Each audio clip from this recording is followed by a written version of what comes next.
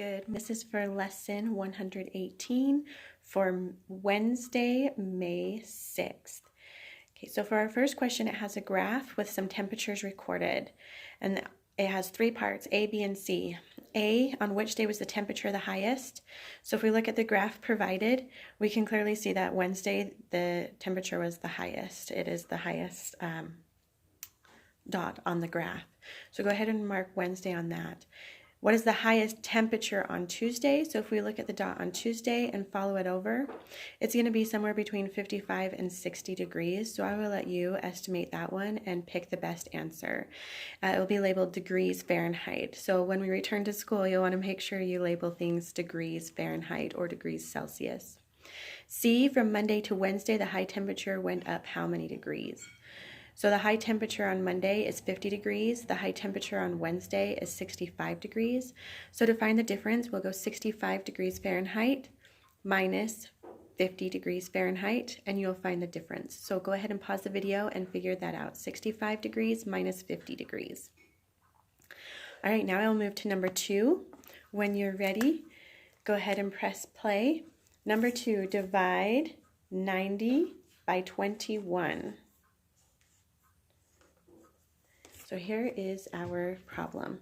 So I'm going to do some quick mental math, and I'm going to estimate, and I'm going to estimate that 21, I'm going to estimate it to 20 to do some quick mental math. So I'll go 20, 40, 60, 80. Okay, so if I go 21 times 4, it's going to be pretty close. So let's figure that one out.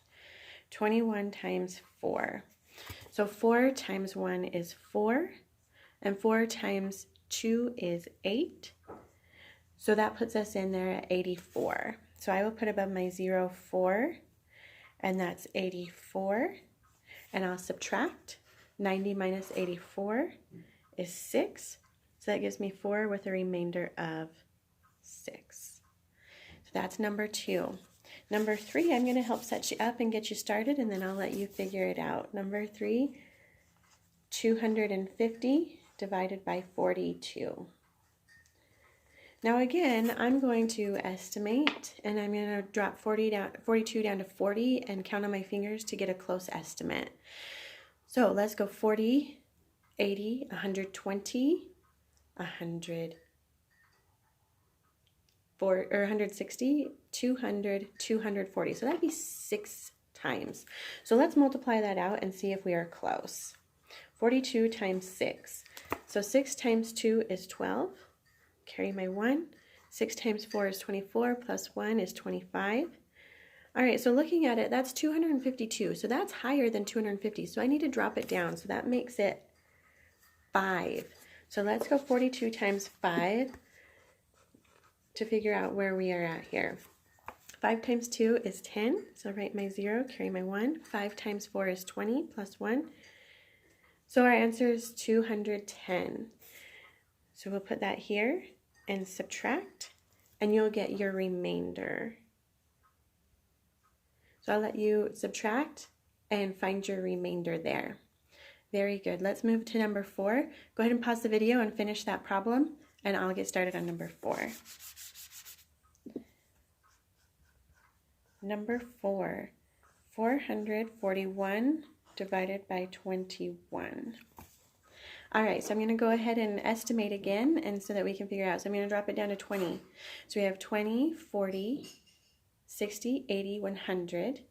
So 5 into 100 would take us, so if we do 5 times 100, or we have 400. So it'll be 5 times 4 is 20, plus maybe 2 more. Or maybe let's go 1 more, because we aren't taking into account that 1. So let's go 21. 21 times 21. Actually, I'm going to redo that. Let's go 21 into 44. So 21 plus 21.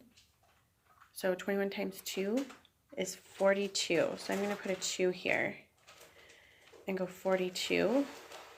So 44 minus 42 is 2. Bring down my 1. 21 into 21 is 1. All right, so 21 times 1 is 21, so we subtract that, and it'll tell us if we have a remainder or not. So I'll let you finish that out and see if we have a remainder while I move to number 5. We're going to be adding some fractions. some mixed numbers. So in number 5, we have 4 and 1/6 plus 2 and 1/6 equals. All right, so let's go ahead and add our whole numbers. 4 plus 2 equals 6. Now our fraction, we would go ahead and bring our denominator over of 6, and then we have 1 plus 1 equals 2. Now this is not in its simplest form, so we need to go ahead and simplify it or reduce it. So we'll keep our 6. And then I'm thinking about 2 and 6, and I know that 2 is a prime number, meaning it has two factors, 1 and itself. So 1 and 2. So 2 will go into 2. Will 2 go into 6? It will. So let's go ahead and reduce that. 2 goes into 2 how many times? And then 2 goes into 6 how many times? All right, so I'll let you go ahead and finish that up and submit your answer. Number 6. We'll be rounding to the nearest 100 million. So we have 267,576,320. All right, when we're rounding to the nearest million, nearest 100 million, so that would be this number. So we need to look at the next number. If it's 5 or above, we go up. If it's 4 below, we go down. So it's 6, so that's above. So we'll go up on our next number. So our next number up is 3. So we'll go up to 300 million. So I'll let you go ahead and finish writing out all of those zeros. 300 million is where we're rounding. While you finish that up, I'll get ready for number 7.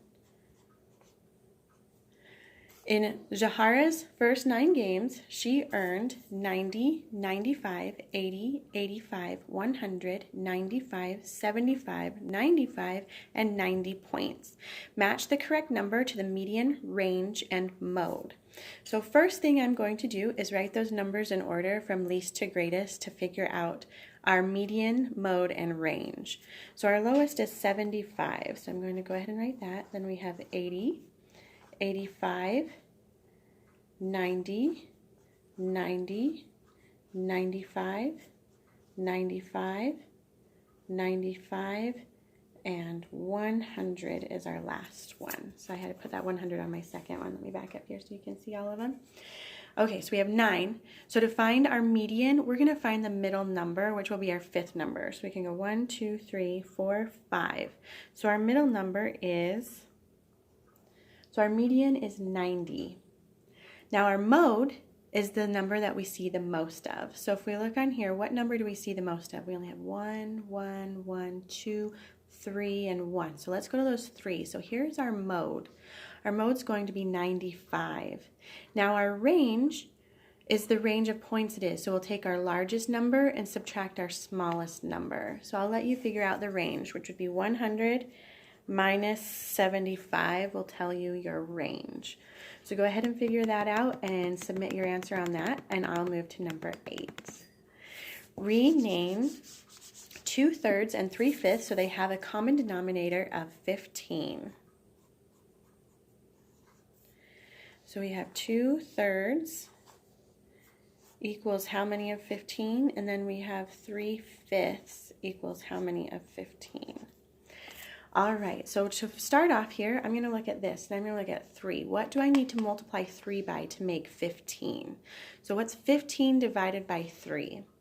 So I look at my multiplication chart, or I think in my head, 15 divided by 3 is 5. So now I'm going to multiply 2 times 5 to figure out our missing number. So what's 2 times 5? And plug that number in here. So on this answer, you'll need to answer 2. Mark in 2 of the boxes there to get that one. So our first one is 2 times 5 equals what? And put it here and you'll have that fraction. So then I look at this and I say, okay, 5 times what equals 15? Or 15 divided by 5 is 3. So let's multiply 3 by 3 to figure out what our missing number is here. 3 times 3 equals, and then go ahead and mark that bubble. Number 9. We have a number to multiply 720 times 36. Now this seems a little scary. That looks like some big numbers, but if we just go step by step, we can figure it out. Let's work through it together. All right, 6 times 0 is 0. 6 times 2 is 12. I'm going to go ahead and switch out my markers. That one's drying out on me. Put blue here.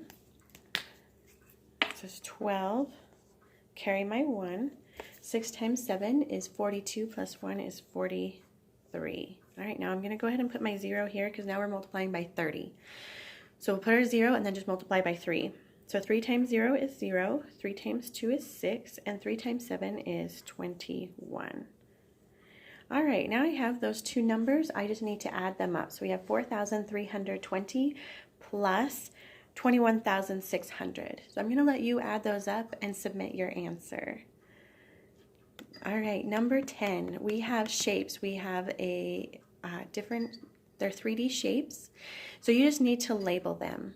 We have A, B, and C. So if we're looking at 3D shapes, we're looking at rectangular prisms, triangular prisms, cylinders, cones, spheres, cubes. So those are some of your options, but I'm going to let you complete that one on your own. I think you'll be great. You've been learning these for a couple years now. So I'm so glad you could join me today. We'll go ahead and finish up our last question today, which is number 11, and I'll let you submit your answers. So number 11, Yasmin wanted to divide 57 buttons. Let me write this down as we go, into 13 groups. How many buttons will be left over? So we're going to go 57 divided by 13 to figure out our answer. So again, let's try and figure it out in our head. So I'm going to drop it down to 10 and do a rough estimate. So I'm going to go 10, 20, 30, 40, 50.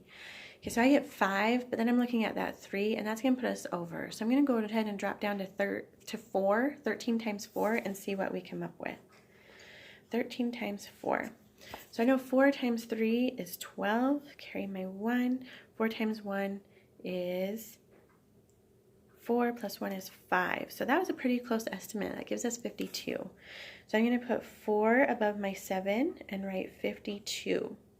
Now I'm going to subtract, and that's going to tell me my remainder, or what is left over, and that will be our answer. How many buttons are left over? So you'll take the number you put here, and that will be your answer. All right, go ahead and plug those in and submit it, and I'll see you tomorrow. Thanks for joining me today.